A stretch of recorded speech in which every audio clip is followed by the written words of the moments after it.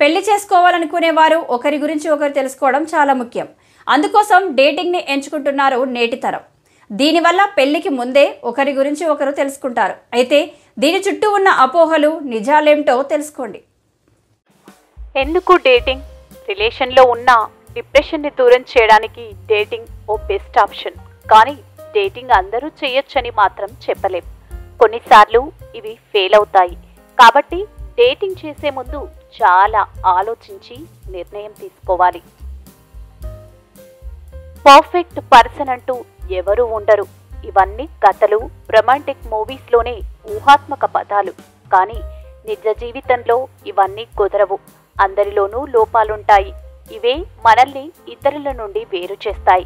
కాబట్టి సరైన వ్యక్తే కావాలని సమయాన్ని వృధా చేయకండి. ఏ రిలేషన్ అయినా రాజీ, అవగాహన అవసరం. కాబట్టి ఎవరైనా ఇష్టపడితే వారిని ముందుగా అర్థం చేసుకొని ఏదైనా కాస్త రాజీ పడి సమస్యని సాల్వ్ చేసుకోవాలి.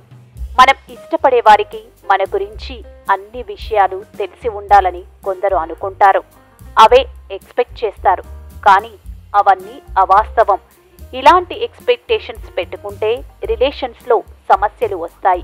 కాబట్టి అలా ఎప్పుడూ ఆలోచించవద్దు.